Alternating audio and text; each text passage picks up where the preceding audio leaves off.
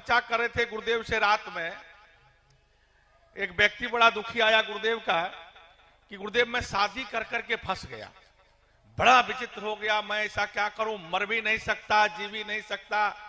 तो गुरुदेव कहे तो मैं रोज कहता हूं। उसी में मैंने मनोविनोद किया। मनोविनोद अच्छा किससे किया जाए? राम जी के साथ हनुमान जी भी करते थे। हाँ, जब राम का राज तिलक हो रहा था तो हनुमान जी ने कहा कि भगवान आपको पता है कि भरत जी कहां हैं? बोले नहीं, तुम बताओ। तो बोले आपके पीछे छत्र लेकर के खड़े हैं। तो राम जी ने कहा कि वो ठीक जगह खड़े हैं। हनुमान जी को लगा अरे छत्र पकड़ के खड़े हैं, उनको तो कहना चाहिए था कि सिंहासन तो बगल में बिठाओ, और ये कह रहे हैं ठीक खड़े हैं, कहीं गुस्सा में तो नहीं है? 14 साल तक उनको राज्य नहीं दिया तो बोले भगवान मैं समझा नहीं। बोले देखो भरत संत हैं और भरत की छत्र छाया जब तक है तभी तक रामराज हो सकता है। ऐसे हमारे जीवन में भी संतों की जब तक छत्र छाया हो तभी तक जीवन में रामराज हो सकता है। तो मैं विवाह की चर्चा कर रहा था तो कल उन्होंने कहा, तो मैंने गुरुदेव से कल पूछा बंद कमरे में कि गुरुदेव आप कर रहे हो विवाह खराब है। तो चक्रवर्ती सम्राट राजा दशरथ के वाल्मीकि रामायण में 350 रानियां का वर्णन है, 3 पट रानियां का। अनेक ग्रंथों में 700 रानियां का वर्णन है। विवाह में मनोविनोद भी हुआ है कि अरे आपके तो 10 ही रथ थे तो 700 माताएं कैसे जाती थी? तो गुरुदेव ने कल जो बताया, हम लोग बड़ा ग्रंथ पढ़े नहीं मिला था कभी। हम आज 15-20 साल से राम कथा कर रहे हैं, यह ध्यान मेरे भी नहीं आया। तो गुरुदेव बोले कि ये अद्भुत वाणी है। बोले क्या है कि उस समय परशुराम जी क्षत्रियों का विनाश कर देते थे, तो उनके डर से जो राजा बचना चाहते थे तो उसको वो नहीं मारते थे जिनकी पत्नी गर्भ से हो या तो विवाह पर कोई बैठा हो। तो कई राजा ऐसे थे जो अपने विवाह के लिए स्थल ही बना रखा था। जैसे पता चलता था गुप्तचरों से कि परशुराम जी इधर आ रहे हैं तो एक स्त्री लेकर के विवाह करने बैठ जाते थे, तो परशुराम जी गुजर जाते थे। बोल इसी चक्कर में बोल दशरथ जी की 700 शादियां हो गई, क्योंकि जान भी बचाना था परशुराम जी से। अब ऐसे अद्भुत चीज कहीं ग्रंथ में खोजने से नहीं मिलते।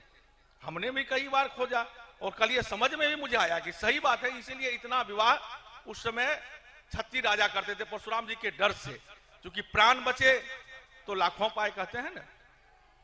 कल गुरुदेव से एक और चर्चा हम लोगों ने किया, बड़ी ध्यान से सुनो, बड़ी सबके काम के लिए है। हमने कहा कि गुरुदेव सब लोग कहते हैं क्षिति जल पावक गगन समीरा, ये 5 तत्वों से हमारा शरीर बना है, तो कैसे बना है? कल गुरुदेव ने बड़ी अद्भुत समझाए, उसको मजबूत कैसे करें। गुरुदेव ने कहा देखो 5 चीजों से बना है। क्या? जल, पृथ्वी, वायु, अग्नि और हवा से, पवन से। तो गुरुदेव ने कहा कि सबसे नीचे क्या है? पृथ्वी के नीचे बोरिंग करो, गड्ढा करो तो क्या निकलेगा? पानी निकलेगा। तो घुटना से नीचे गुरुदेव ने बताया यह जल तत्व है, और इसको मजबूत करना है तो पानी को ठीक से पीजिए, नहीं तो घुटना खराब हो जाएगा। खड़े खड़े पिएंगे तो घुटना खराब हो जाएगा। तो बोले जी यह जल तत्व है, क्योंकि आज तक हमने भी नहीं सुना। कई यूट्यूब पर दुनिया पर सुनते हैं क्षिति जल पावा गगन समीरा, 5 तत्वों से मिला यधम शरीरा, लेकिन कैसे बना ये नहीं। ये ऐसे संतों के पास जब बैठेंगे तभी पता चलेगा। बोले उसके ऊपर क्या है? कल पृथ्वी है। तो बोले घुटना से जो कमर का भाग है वो पृथ्वी का भाग है। तो जितनी मिट्टी को मसला जाए, कुम्हार मसलता है, उतनी तगड़ी होती है, नहीं तो फट जाएगा। अगर ऐसे बना दिया जाए घड़ा तो बोले गुरुदेव फट जाएगा। इसीलिए हमें आसन, योगा, व्यायाम जो करते हैं, आज के समय में जिम हो गया। अगर पृथ्वी तत्व को मजबूत करना है तो हमें आसन, योगा करना पड़ेगा। उसके ऊपर क्या है? पेट का भाग, अग्नि तत्व। कहते हैं ना कि जठराग्नि जल रही है, तो वही गुरुदेव कहते हैं कि गर्म पानी पीना चाहिए। भोजन अगर आप ठीक नहीं करेंगे तो अग्नि तत्व पेट आपका खराब हो जाएगा। तो अग्नि तत्व को मजबूत करना है तो भोजन ठीक करें, गर्म पानी पिए। उसके ऊपर क्या है? यह चेस्ट का भाग, हमारा वक्षस्थल का भाग। तो बोले यह है वायु तत्व।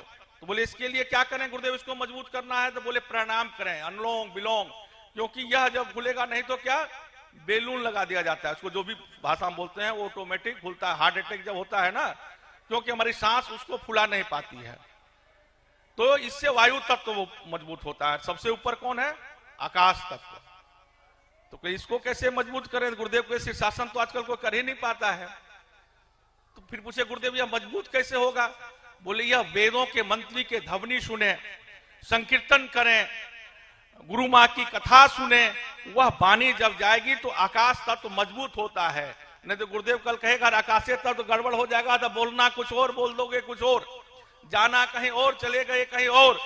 इसीलिए सबसे जरूरी है आकाश तत्व मजबूत करें। इसके लिए भजन सुने, वेदों की ध्वनि को सुने, संकीर्तन करें, यह काम करें तो हमारा आकाश तत्व मजबूत होगा। जब आकाश तत्व मजबूत होगा तो सब कुछ ठीक चलेगा।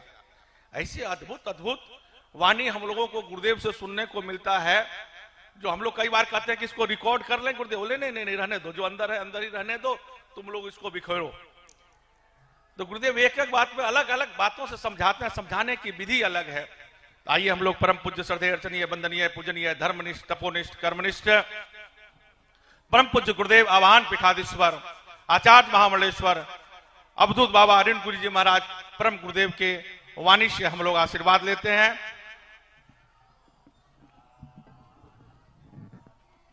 परम पूज्य गुरुदेव ने कितनी सुंदर बात कही कि अहंकार को निकालना पड़ेगा, ईगो लेस होना पड़ेगा। कहने का मतलब गुरुदेव का, मेरा पात्र जब खाली होगा तभी कोई कुछ भर सकते हैं। अगर पात्र मेरा अहंकार से भरा होगा तो गुरु माँ 100 गुरु माँ अगर एक साथ बोले तो मेरे ऊपर से निकल जाएगा। जब घड़ा में जल भरा हुआ है, ऊपर से जल डालें तो क्या होगा? ऊपर से निकल जाएगा। इसीलिए हम, गुरुदेव का कहना था कि हम ईगो लेस, अहंकार लेस होकर के, कि वहां तो कथा ऐसी सुनी थी, यहाँ तो कथा ऐसी हो रही है, वहां तो ऐसी हो रही नहीं, सब कथाएं अलग, हरि अनंत हरि कथा अनंता। और जब हम उसी में पड़े रहेंगे अहंकार में, कोई भी हमारे अंदर जा नहीं पाएगा। गुरुदेव के एक मिनट में आप लोग को बताता हूं, जब गुरुदेव डांटते हैं तो आज तक इतना ही मैंने सुना कि हम दोनों गधे हैं। मैं कई बार देखा कि गुरुदेव इतने सबको डांटते हैं, दोनों गधे क्यों हैं? आप कैसे हुए गुरुदेव? तो गुरुदेव कहे सुनो तुमको बताता हूं। बोले एक संत थे बड़ा सरल, तो रास्ते में जा रहे थे तो गुरुदेव के तरह ही सरल थे। गुरुदेव कोई जो कुछ कहते हैं मान लेते हैं। तो कहे गुरुदेव हमको दीक्षा दे दो, माला दे दो। तो चलते चलते संत सरल थे, दीक्षा माला दे दिया। तो कहे कि कुछ सुनाओ। चेला जो नया बना था ना, पहले कहते थे चेला कुछ उपदेश दे जाओ, आजकल चेला कहते हैं गुरुजी कुछ सुनाओ, अच्छी बात सुनाओ। तो गुरुजी ने कहा राम राम किया करो। बोले अरे सब छोटी बात है, चलती रहती है। बोले राम कथा, बोले मैं जानता हूं, मैं रोज पढ़ता हूं। बोले भागवत कथा, बोले टीवी पर चलती रहती है, कुछ ऊंचा सुनाओ गुरुजी, कुछ ऊंचा। बोले गीता, हाँ ये कुछ ठीक है। तो कहे कि आज पहला श्लोक बताता हूं बेटा, कल बताऊंगा। तो पहला श्लोक उन्होंने बताया, सर्वोपनिषदो गावो दुग्धा गोपाल नंदना। इसी को बार बार कहें, उसका भावार्थ समझाए। चेला कहे वाह वाह गुरुजी वाह। गुरुजी भी कहे चेला बहुत बढ़िया मिला, 1 घंटे की जगह 1.5 घंटा बोल गए। तो गुरुजी ने कहा कि बेटा कुछ नहीं समझा है तो पूछ लो। क्या बात करते हो गुरुजी, आप थोड़ा समझाते हो, मैं ज्यादा समझता हूं। मैं और ना समझू? बोला फिर भी कुछ, ना ना सब समझ गया। बोले फिर भी नियम है गुरुजी से कुछ पूछ लेना चाहिए। तो बोले वो जो आप बोलते थे सर्वोपनिषदो गावो दुग्धा नंदना, वो 2 गधा कौन था? तो गुरुजी ने कहा कि बेटा एक मैं जो 1.5 घंटा बोलता रह गया, और एक दूसरा तुम जो 1.5 घंटे वाह वाह करते रह गए। इस चक्कर में 1.5 घंटे तू भी समय बर्बाद किया और मेरा भी समय बर्बाद किया। तो गुरुदेव भी डांटते हैं, इतने बोलते हैं कि हम दोनों गधे हैं, हम और तुम। तुमको मैं बोल दिया काम करने के लिए, तू किया नहीं, और मैं भी तुमको क्यों बोला। तो ऐसे गुरुदेव हमारे सरल हैं, इनकी डांट इतनी ही है कि हम दोनों गधे हैं। तो ऐसे गुरुदेव को प्रणाम करते हुए, गुरु मां वात्सल्य की मूर्ति इस धरा पर महामंडलेश्वर कनकेश्वरी देवी जी के चरणों में अंतःकरण से प्रणाम करते हुए, साष्टांग प्रणाम करते हुए, हम लोगों पर अपनी वाणी से इस राम कथा का इस पावन त्रिवेणी के धरा पर स्नान कराएं। हम लोगों को जीवन आनंद हो, जीवन में सभी प्रकार की सुख समृद्धि शांति जीवन में आए, और गुरुदेव का सानिध्य हमेशा हम लोगों को मिलता रहे, यही प्रार्थना है। जी।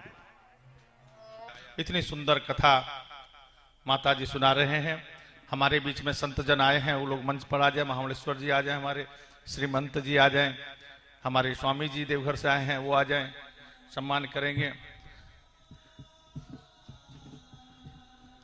आज गुरु माता ने बहुत सुंदर कथा की कि पार्वती जी ने कहा कि मैं महादेव को पाने के लिए तप नहीं कर रहा हूं, मैं गुरुदेव के वचनों को पालन करने के लिए तप कर रहा हूं। और मैं आपको आज गुरुदेव के बिना आज्ञा का ही एक बात बता रहा हूं। गुरुदेव ने इसी सत्यवाणी चैनल पर कहा था कि अब मैं लाइव नहीं आऊंगा। उस दिन गुरुदेव ने एक प्रण लिया था, वह प्रण आप लोग को बताऊं, बहुत बड़ी बात है, गुरुदेव से आज्ञा नहीं लिया हूं मैं, कि रामचरितमानस घर घर में पहुंच गया। सभी लोग आसानी से पढ़ लेते हैं, लेकिन भागवत संस्कृत में नहीं पढ़ पाते हैं। तो कल रात में मैं गुरुदेव के कमरा में पहुंचा था, तो गुरुदेव कृष्णचरितमानस माता जी लिखी है, जो कल ही पूर्ण हुआ है। कृष्णचरितमानस जो कल ही पूर्ण हुआ है, तो आप लोगों को बताओ, बहुत जल्दी वह छप करके 1 करोड़ पुस्तक गुरुदेव ने संकल्प लिया कि फ्री में सबके घरों में पहुंचाया जाएगा। जैसे रामचरितमानस अवधी भाषा में लिखी गई है, उसी भाषा में गुरुदेव ने कृष्णचरितमानस की रचना की है, जो कल ही पूर्ण हुआ है। गुरुदेव से भी आज्ञा भी नहीं लिया मैं बताने के लिए, लेकिन कल रात में मैं बैठा हुआ था, गुरुदेव ने पूर्ण किया। और यह कृष्णचरितमानस 1 करोड़ लोगों के घरों में गुरुदेव के माध्यम से फ्री में जाएगा, और कृष्ण के बारे में सब खूब आसानी से पढ़ पाएंगे, अवधी भाषा में, जैसे रामचरितमानस आप पढ़ते हैं। बहुत जल्दी छप करके आ जाएगी। हमारे सीओ साहब भी आए हुए हैं, वो भी ऊपर आ जाएं। बहुत सेवा इनकी है, जब से कथा चल रही है। सीओ साहब भी आ जाएं, आरती करें। आइए आरती की तैयारी करें। आरती श्री राम।